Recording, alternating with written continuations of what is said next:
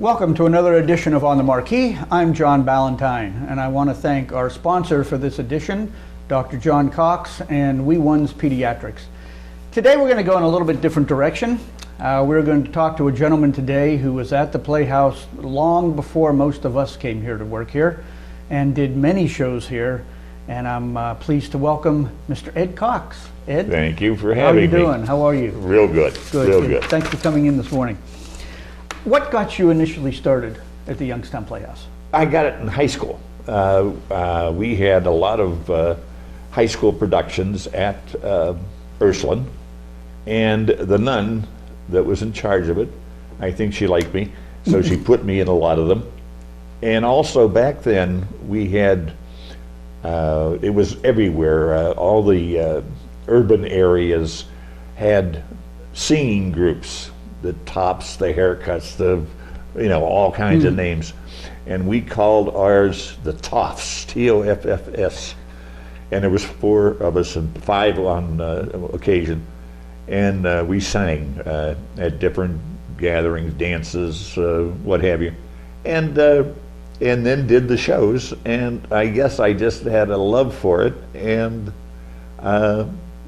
it became not an occupation, of course, but a great pastime, real fun thing to do. Now, did you do mainly music? Because you said you Yes. sang. Mainly musicals? Or Mainly did you do musicals. Both straight shows and musicals? I did some straight shows. I was not a very good actor, I don't think.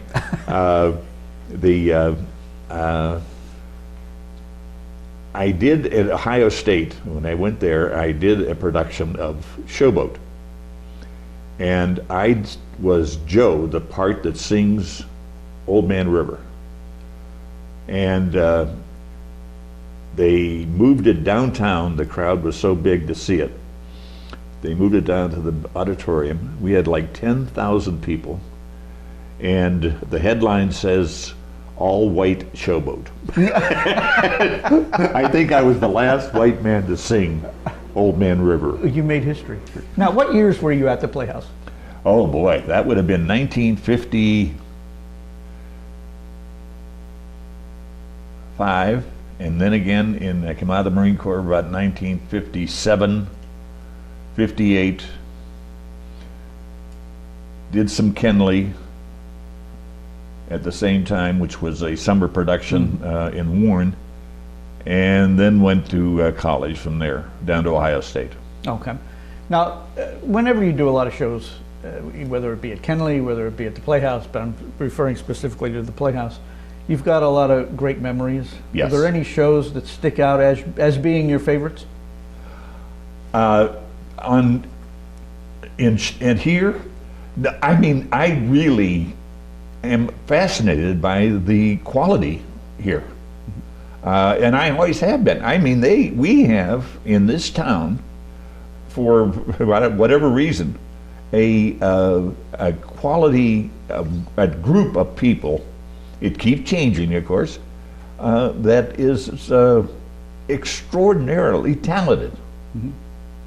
And, well, when you think about the fact that this Playhouse has been going for over almost 100 years, most towns don't even come close to that, Exactly. But there's not one just jumps out. I remember Snoopy.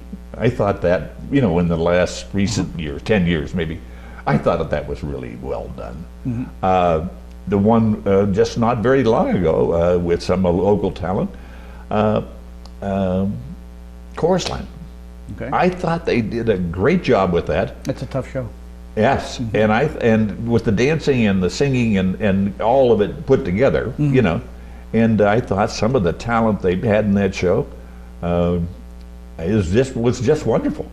Yeah, they have been very successful here, especially with difficult shows. Yeah. What everybody who's been in theater has stories, stories of what's happened in shows, backstage, in the theater itself. What are some of your favorite stories, and who are some of the people that you worked with in the past? Yeah, I think one of the things that, looking back, this is not at the time. At the time, I never even thought about it. But we had gay couples back in the 50s that were here. And no one thought that it was unusual, or, you know, they found acceptance, and they found a place where it was comfortable. The theater people were welcoming to everybody. And I always thought that, to me, now looking back, Right. really set my mind for what come on now, that we have a whole different outlook. But that was one of the things. The people I met, some of the characters, Billy Saluga, you can call me Ray, you can call me JJ. Mr. Johnson. Yeah. Well, we lived across the street from each other when we were born. So I've known him all my life, and he was a total character. In fact, I was on student council at Ursuline High School, and Bill was a D- student because he was always in trouble. And anyway, I decided that if we made him student of the month, he would, you know, really be excited by that and do better. So we made him student of the month, and with that, the principal threw me off student council. Jack Murphy was another one. Jack is an actor that could not walk and talk at the same time. That could be a problem. Yeah. He just could not do it. He could memorize the script and have the script down pat, but he couldn't walk at the same time. Again, some of the talent here. Biff Hartman. There were two at the same time, Biff and Lorraine Santangelo. And I always thought that Lorraine really had it. I never, which shows what a great talent scout I am. Biff goes on to be a working actor. Mm-hmm. And Lorraine is not with us anymore, but she married locally and had children. John DeMaine was again in my high school class, and was a phenomenal musician, director, writer. I mean, he did the accompaniment of all our shows in high school and here, and but he was a genius, and you knew it even when he was 15 years old. Mm-hmm. He had that musical ability from an early age. Yeah, I mean, not just musical. I mean, just phenomenal. Mm-hmm. You know, I'd never seen him have to look at the notes. He could almost in his head play almost anything. That's amazing. Yeah. It really is amazing. He was something else. And then there's some people like John and Renee Griffith, who were here. Oh, they were great for 50 years. Well, pretty close, yeah. Yeah. I mean, they literally could become whatever the play demanded. Oh yeah, they could. They were that good. Yeah, I did my first show here in '73 with Rennie. Oh, okay. And that was a real education because I had not done a whole lot of theater at that point, so that was a real education. Yeah. And maybe your experience would be the same as I was saying, that people got so welcome at even their first show, mm-hmm. that they immediately, even though they were scared and nervous and can I do it or should I do it or am I going to be stage, fright or whatever have you, as soon as they did it, they wanted to come back. They wanted more. Yeah. Well, it's that whole family thing, as you were talking about. The Playhouse was so welcoming. I think actors, theater in general, is a very welcoming thing because it's kind of a family situation. Yeah, even when people yell at you. Yes. It doesn't. I mean, you're worried. Of course, they're yelling at me. Why are they yelling? And but it doesn't. It's not personal. No, it's not. No, it's not. Now, who were some of those people that you mentioned, and maybe some others that served as mentors for you when you were here?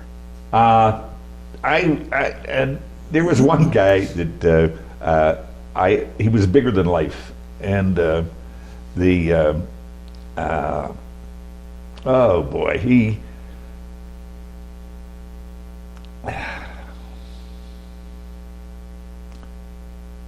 No, we don't need a name. Yeah, I'm just thinking he commanded the stage when he walked on. Mm-hmm. And he told me, you have a good voice, but you have to be able to whisper and still hit that back wall. Right. The days before mics, yes. And I think, what are you talking about? How do you whisper and hit the back wall? He literally taught me how to project my voice. Mm-hmm. That I can throw my voice. I don't need a microphone. Yeah. I can throw it. And he taught it. He didn't sit down and lecture me, or he just, here, do this, try this, see if you can move it. Mm-hmm. And then the other thing is he says, I can't sing, but I can sell a song. Mm-hmm. You can sing. You have to learn how to sell a song. Yeah, yeah. Having the voice isn't enough. Isn't enough. No. Yeah. No. Well, we were talking about projection. I think that's part of the problem with a lot of younger people coming up in theater today, is they're so used to being mic'd on a stage, they don't know how to project a lot of times. No, I don't. Well, even on television, you can see that. Right. Mm-hmm. It's all engineering. Yeah. And but the the Broadway, I guess, of the '60s, which is, I think back, I watched the Tony Awards, and it looks like half the shows are from the '60s. They're coming back. They're yeah, coming exactly. Back. But the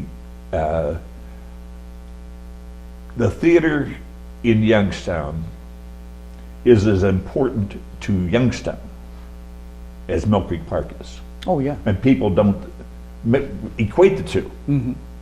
Well, what made the Playhouse, when you were here, as successful as it was at that time? Because that was pretty much around the heyday of the Playhouse. Yes. Well, also, again, back then we had a lot of industry, a lot of businesses that were locally owned. And there was a big community spirit among the owners and managers of these major companies. They were concerned about, they built not just the Playhouse, we have the art museums, mm-hmm. We have Mill Creek Park, mm-hmm. We have a lot of the institutions that they not only created but supported mm-hmm. financially.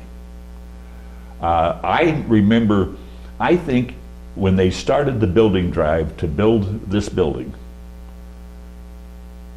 to completing it, I think it was 40 days. Mm-hmm. They raised all the money in 40 days. That's phenomenal. But again, you had families here that wanted, this was important.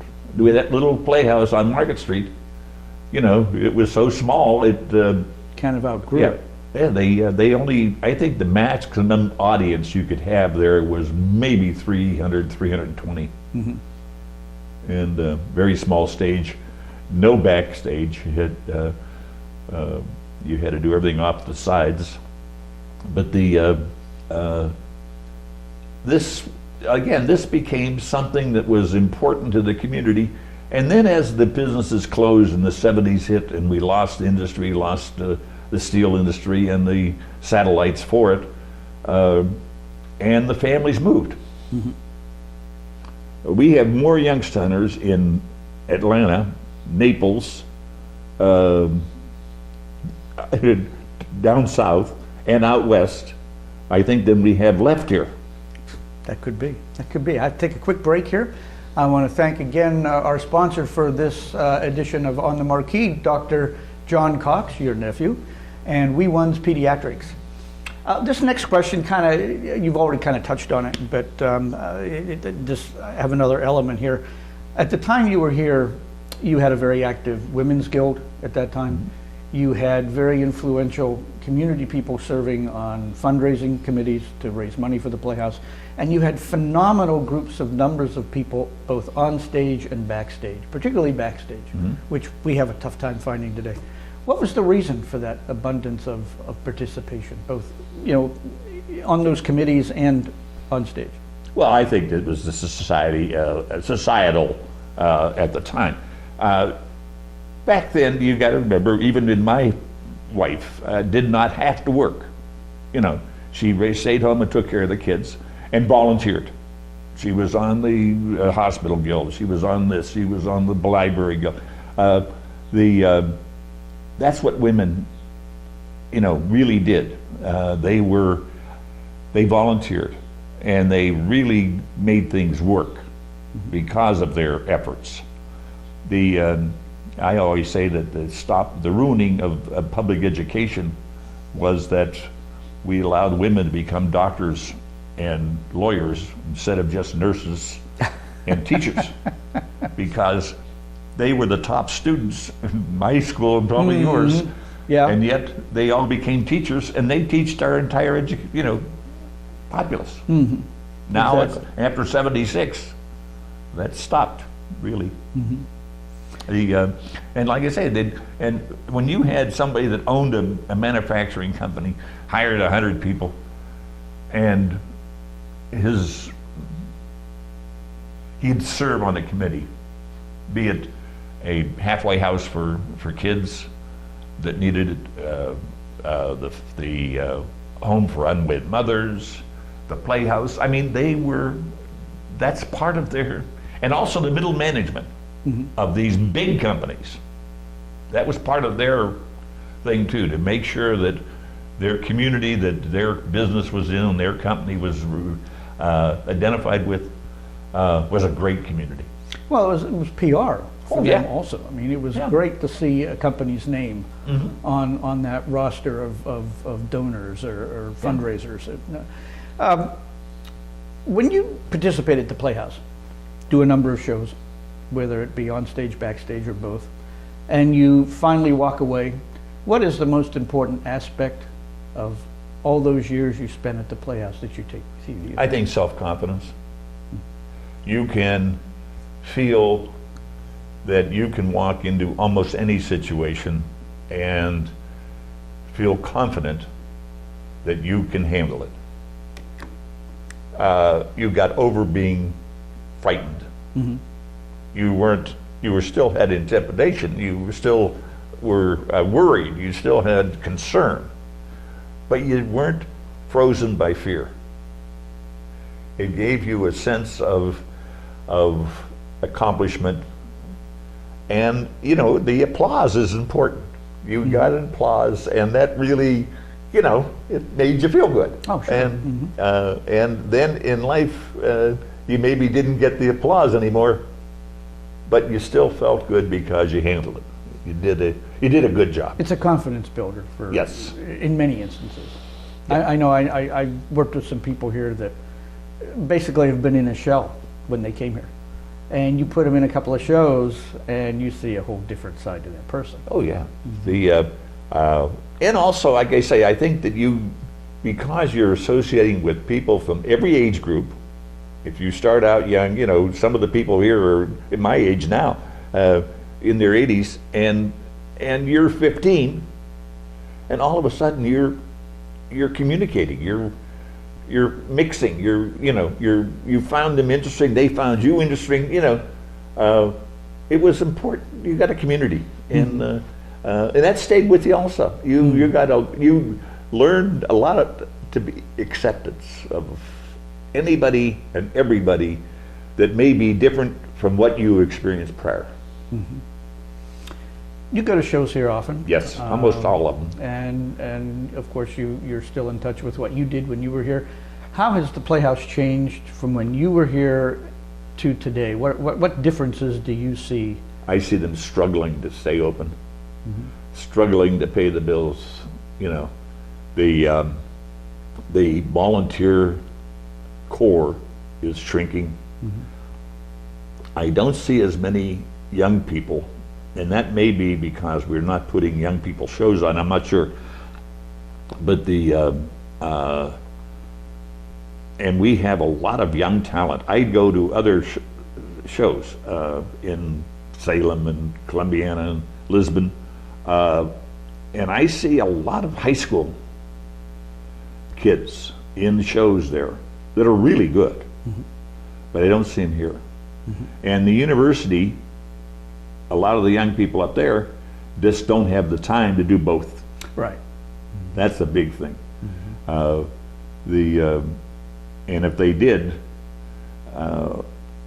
maybe there's a need for this organization to, I don't know, partner up with the university theater. They've tried to on several occasions. But the theater, the university theater is very, I want to say, standalone. They compete even with other universities. I remember it, like I say, at Ohio State, our